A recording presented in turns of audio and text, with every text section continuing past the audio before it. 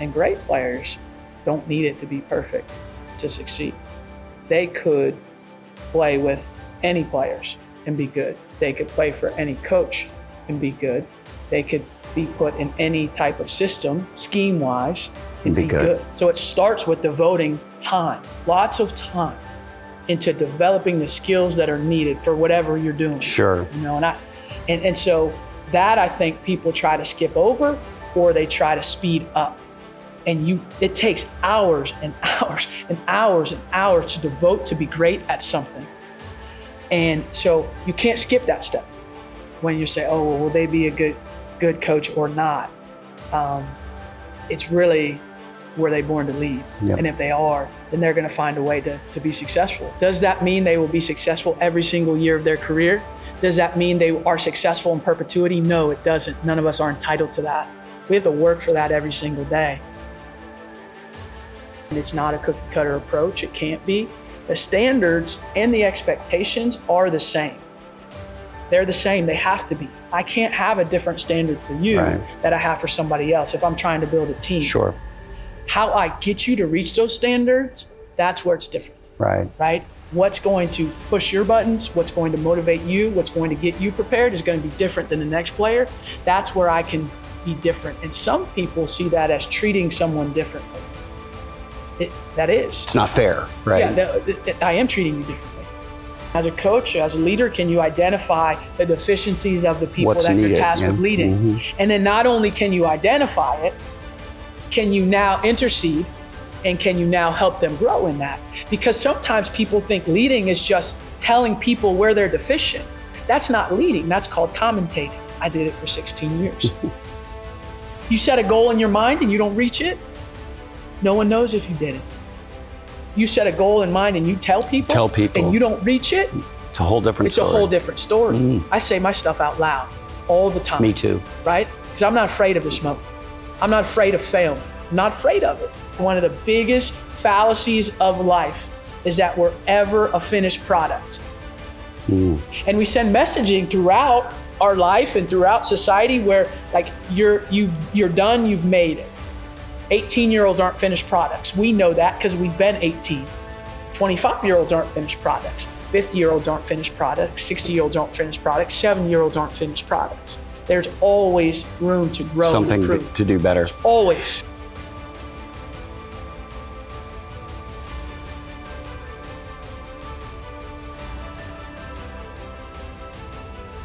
Coach Carol Lawson, welcome back to Personal and Professional Best. So a number of years ago, they were giving Coach Saban the championship trophy. It's the end of the game. They were playing Notre Dame in Miami. And the gal that was interviewing said, how long will you enjoy this? And he said, an hour. And the next day, I'm in Atlanta. I'm a huge Alabama fan. I'm in Atlanta, and he's on a helicopter mid-morning, landing in a stadium, a high school stadium in Atlanta so he could recruit because the next season had already started. So you win a championship and you're right back to work trying to get a little bit better because it's never a finished product. Yeah. I wouldn't have agreed to talk with you if I knew you were an Alabama fan. So if you were smart to hold that. We're already done. Yeah. I'm a Vol. But hey, they're good. Yeah. They're really good. I'm worried. When I'm looking at the schedule right now, I'm worried more about that game than I am about Georgia right now. You know, you're smarter than I gave you credit for. You know what though? Do you know what? We had this. I had this great opportunity a number of years ago to interview Dr. Bernice King in Ebenezer Baptist Church. It was amazing. I mean, it was life-changing for me, and it was at a time where the nation was exposing its division. And we put on our wall, I'm for everyone. Not for everything, but I'm still for everyone. You know, as a coach, you know, we show up to try to complete other people. There are things about them that we're not for, right? But we still have to be for them. So I shared that with you, and I shared it with Dr. King. And so now that I know you're a Vol fan, you could still be for me, just not for who I'm for. But you know, when I talk in Georgia often, obviously I tell people I've got, you know, two things I need to disclose. One, I'm a man of faith. And so if I say something that suggests that, I've gotten it in front of you now, that's just what makes me who I am. The second thing is I'm an Alabama fan, and I usually get met with some of that I'm not for that kind of feedback. But as I really spent time over the years, I'm for best. When I see it in a coach, in a team, I study it, I'm curious about it, which is why we're here, because I want it for me. I want to continue to feed myself what I need to know so that I can continue my journey to get better. And all the people that I'm responsible for, I feel a tremendous obligation to offer them the very best insights, even if they come from Tuscaloosa. I think, I agree with you in this. I too really enjoy observing those elite leaders and coaches and across every sport. And certainly Coach Saban has been one of the best in the history of college sport to create a culture, to a high performance culture, to demand excellence, and to get players to buy into team. It's remarkable, a remarkable run that he had. That sustained excellence. Yeah, it's remarkable. It's remarkable. Yeah, it is. It really in a is. sport that's not built, football specifically, it's not built to have sustained excellence. It is a sport that is built to have different people win all the time. And to be able to create a dynasty in a sport that's probably the hardest to win all the time is impressive. So you're going to be texting me during the Tennessee-Alabama game? It's in Knoxville this year, which makes me really nervous. I remember the last time I was in Knoxville. It didn't go well for us. You do remember that, don't you? There's a certain joy in your face I'm experiencing right now. Yeah. In my pain, you had joy, Yeah. But I was, to be honest with you, I'm happy when I see other people succeed. You mentioned that earlier about your mom. And the truth is that people usually fall into one of two categories. It's not as specific as it seems, but it's either selfless. They're in it for everyone else in life. And that sounds exactly like your mom, like always about you and always about you. And we're so drawn to those people. And then there's the majority of the world, which lives in that other place, which is selfish, which is they're out to get everything that they can possibly get. And there's good in both. There's selfish people that I know, there's good in them. It's just that they don't allow themselves to be their best because their selfishness keeps them from actually getting there. I want to ask you this other question. You've seen the best players and what they do. And I do believe there is a formula, like to get a person from their God-given potential to their full potential, there's a formula. They have to have goals. We require every person in our organization to fill out goals every year in 6 areas of life: in relationships, in health and fitness, in personal finance, in fun and recreation, faith and/or community service, and in business. Because once they're announced, like this is specifically where I'm trying to get to, it's just like our GPS, right? You put in a location, then there's the work that you need to do and the road that you need to get on to get there. And when people actually announce it, shouldn't be, by the way, on New Year's Eve after they had a few cocktails, because then they announce resolutions that they've forgotten the next day. Right? As a coach, I require them to put those things in writing. And then to your point, there's a plan that needs to go in because everyone's got a different set of specific goals. And then I just become that accountability partner in making sure that the things that they have said they want, to be a great husband, great father, to be a great son, great daughter, to be great in relationship, whatever it is across the board, I just make sure that there's now an accountability, a voice that cares enough to make sure that the standard they have said that they want to get to, that we help them get there. What don't the best players do? Like, if there's these things in common that all the best players do, and then there's these things they don't ever do, but you see other players do, what are some of those things? I think, the best players have like they have a plan. They have a direction. They're not aimless in where how they're attacking their day. So they don't lack the structure. And I think it starts with that. They're very purposeful with what they're doing and why they're doing it. And they have an understanding of that. I think one of the things that they don't need the environment or circumstances to be perfect to have success. And I think a lot of times we try to engineer our day and engineer our environment to be set up perfectly so we can be successful. And great players don't need it to be perfect to succeed. They could play with any players and be good. They could play for any coach and be good. They could be put in any type of system, scheme-wise, and be good. Now, are there certain teammates and coaches and schemes that would maybe enhance or accentuate their strengths maybe more than others? Sure, but they'd still be good. Right. And a lot of times with people, they are so fixated on engineering the perfect environment for themselves. And if it's not that, the reason that they don't succeed, they complain about why it wasn't perfect for them to succeed. You just said the word. Yeah. You just said the word. Yeah, what word was that? We have these two big signs in our facility. Complacency is the enemy of best, and complaining. When I see people in life complaining, I compare them to the people that wind up becoming their very best, and you rarely hear people that are on the journey to best complaining about anything. They have things to complain about, but they simply don't. Yes. And I think one of the keys about complaining is the internal complaints. Because a lot of times we'll complain outwardly. And when we say we're not going to complain, we stop saying it out loud, but we're still doing it in our head.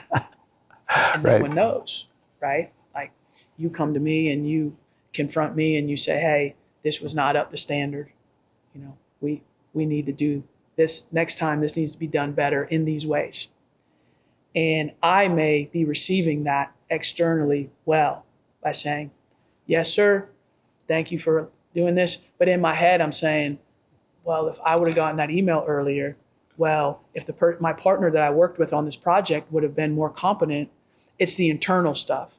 And so we talk about that a lot with our players. JM. We talk about that a lot because I think just from a manners standpoint, we were, most of us were taught when we were young, like, you don't go to a guest home and complain about the chicken, right? Even if it's bad, we were taught to eat it all. And then maybe you complain in the car ride home. Sure. So we kind of are conditioned by our manners to do that, but we still haven't fixed this part, the internal stuff. So I talk about with my players, it is natural. It's hard to eradicate negative thoughts. It's hard to eradicate complaints from coming into your head. They're going to pop in. They find their way in, don't they? Sure. So you can't eradicate that. So what we talk about is getting it out quickly.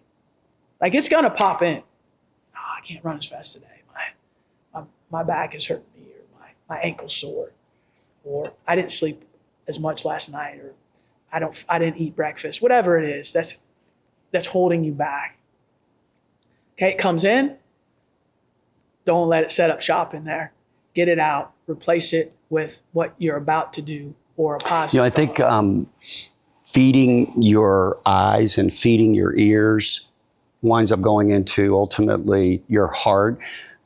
We take in so much information these days because of social, and a lot of people will listen to voices that are not adding any value in their life, and they'll spend their time doing it. When I did interview Coach Saban, he said that everybody wants the same outcome, to be the best and to be the beast. He said, but then they'll spend 2 hours on video games And he always asked them that question, which is that 2 hours that you're spending, is it actually adding value to the extent that you have this specific goal to become the best?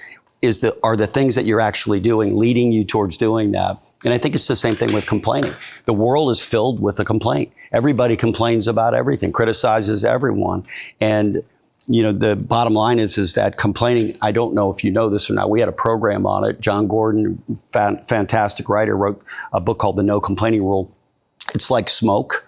It destroys your brain and it destroys the people around you. Great teams, they don't have complaining. That doesn't mean there's not things to complain about. It just means they don't do it. They'll register the issues, whatever they may be, but it's always in a constructive and productive way for the purpose of getting a little bit better. You played for what you said was the greatest coach ever. Did Coach Summit love her players? Yeah, very much so. Did you feel love? Not initially. It came in a different form.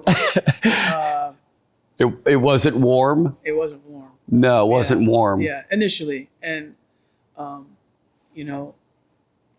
interesting thing about love is like you have to be ready to receive it too.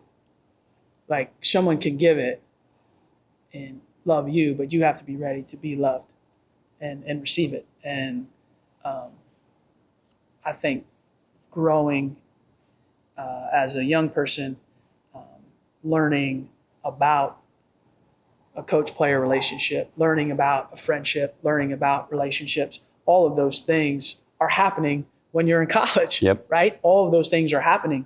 And so for me, I didn't have an understanding of how deeply she cared for me initially, how much she wanted me to succeed, how much she loved me, because I didn't have the capacity to understand it at that yep. time. I was trying to make it through the day, yep. And not get yelled at yep. 1,000 times, But as I got more mature and as I got farther into the program, and then certainly after I had graduated and continued a relationship with her, very much so, she loved us. Every time you hear of a great coach, they cannot look like they're loving someone, but in the end, the person's that's getting coached by the greats, if you will, they know that they're loved by that person, so much so that that person is willing to do whatever is necessary, to contribute whatever is necessary, so that finally the player can get to the best place, because that's where everybody ultimately wants to go. The form of it, some of them are kinder, if you will, in the way that they bring it about. But what I've experienced is that every great coach, leader, parent, ultimately loves unconditionally. And that connection with whoever they're coaching allows them then to make the contributions and allows the contributions to be accepted. We've got to get to handle hard better. So I've got 2 things left for you. I heard the story that the 3 minutes in our business today, in my 39 years of being responsible for running a business in our industry, the last 2 years have been by far the most difficult out of the last 39. Nothing that we did, market conditions being what they are. So when I saw your video, it resonated because the folks that I'm leading right now for the last 2.5 years, they've been going through a desert season and it's been hard. So when I saw Handle Hard Better, I was like, awesome. I got to go visit with her. Is there a playbook for handling hard? I mean, is there there's different kinds of hard, right? There's issues with family, there's health, there's many different kinds of hard financial issues that may be hard. And then there's what you're doing every day professionally, maybe that's hard. But is there a playbook? Do you kind of contribute to people a way to think about when hard shows up in their life? This is how you have to succeed? I think it starts with having an understanding for the inevitability of hard. So you said Accept when it. hard shows up in your life, it will. Yes. So it's going to. If it isn't hard today, it will be hard. So understanding that, and that's what I was trying to get across to my players, and what I try to get across to my players is it's going to happen. Okay, so we know that. Then when we are looking at a challenge and the self-talk or the outward talk is about how hard the challenge is, it's really taking away from what needs to happen. Okay, I got to run these sprints. Oh my gosh, this is going to be so hard. This is going to be so hard. This is going to be so hard. We get it. It's difficult. How can you attack it? And so for me, what I'm trying to get my players to understand is there's an inevitability of challenging times in life. There's going to be. If you look at one after another. You look at the last 2 years, maybe it has been the most difficult. I'll trust, in your assessment. There's going to be the next 2 years are going to be difficult too. Maybe more difficult, maybe less. I don't know. Right. We don't know, but we know it's going to be difficult. So having an understanding of that's inevitable. Let's figure out how we're going to attack it. And let's also understand that the person I am now is way different in your industry than the person that they were 2 years ago, because they've been through the desert. Yeah. They have an understanding of what that feels like to have a hunger, to have a thirst, to have to figure out without everything being provided. So now they are more equipped.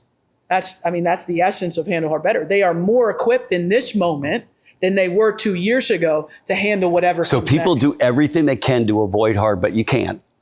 So the sooner you come to terms with accepting that life is going to be hard, and that the benefit of conquering and going through those hard times actually brings something better out of you that would have not happened had you not experienced it to start with, right? We have a gal that lives here that's going through a very hard time. Her husband has cancer and he's in a not so good place. And I told her, my advice to you is that the blessing of the love that you have for that person is why this is so hard, right? Anything we lose in life that's valuable, my mom I lost years ago, you wind up, it's hard, but it's hard because there was such a blessing that preceded it, right? And we just have to learn how to accept the fact that we're going to move from one hard season to another hard season. And if we move from this season to the next season, we should wind up getting better along the way. No matter what, right? It's always about the same pursuit of getting better. I got to ask you one final question. There's a famous leadership author, John Maxwell. And when I was interviewing John, I talked to my pastor and said, what question would you ask him? They've been friends forever and ever and ever. And John's a former pastor. And he said, ask John what his definition of success is in life. And I thought about it that 99% of the people that I know don't have a definition of success. So they're moving from one place to another and they don't have the target. Like if this is what success looks like. When I asked John, John said that the people that know me best would love and respect me the most. When I was 23, I found my faith. And my definition for success in life then became to leave every single person I crossed paths with better than I found them. What's yours? It's along those same lines, but it's having successful relationships with the people that I'm tasked with leading and the people that I'm tasked with helping. And what is a successful relationship? It means it's one that in the time that we're in it is honest, it's transparent, it's empathetic, it's challenging, and growing each other, and it's growing both of us. And that's what I want out of my time here on this earth, to have as many of those types of relationships as possible. They won't all be lifelong. I don't think that's a measure of success, is like, do you have 500 lifelong relationships? You could have 5.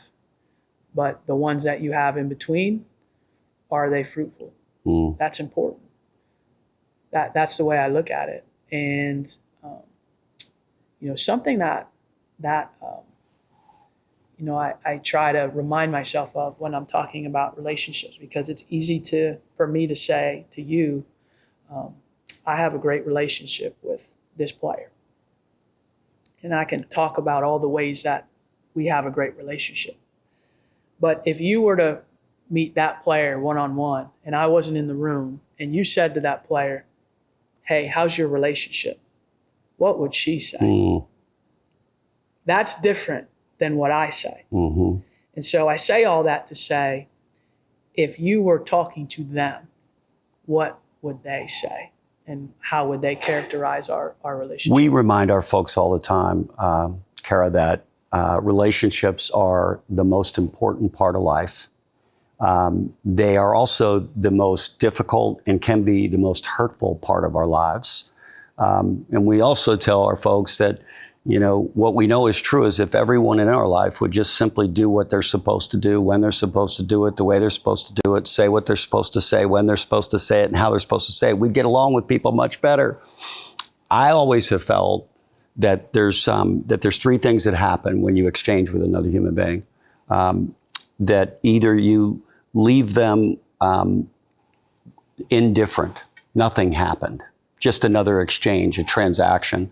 You leave them less because of whatever you deposited, maybe it's pain. Or finally, when you're a great coach, like Coach Kara, who someday will be one of the GOATs, you leave them better. If their exchange with you in life, the crossing of paths, whether it's for a year or 5 years or 10 years or for the rest of your life, if they wind up leaving that exchange and the trajectory of their life is better as a result of them having spent time with you, then we did something worthwhile as coaches. You're amazing. Thank you. You're amazing. You are. Thank you for the message, Handle Hard Better. We'll see you out in Dallas next week. Yeah. I got a phone call from my partners in Dallas a while back, and they said, what's your thinking? I said, well, when people are packing their suitcases and traveling to Dallas, this was several months ago, I said, they're going to be bringing clothes and other things with them, and they're also going to bring their life. And what I know is true about their lives today is they've gone through this huge, huge desert season. And so we should get someone who could help them handle hard better as our keynote speaker. And so I'll look forward to seeing you. And I've been blessed by your message, and I've been blessed by the time that we got to spend today. And go Vols. There you go. Yeah. I'm not going to say roll. Oh, come on. I thought we could get you there. We're friends now, okay? Anyway, thanks so much for being a part of Personal and Professional Best. Thank you. Life is hard. We all want the same things in life, to be our personal and our professional best, to be the best versions of ourselves. But life is hard, especially if you're in the housing finance or housing industry these days.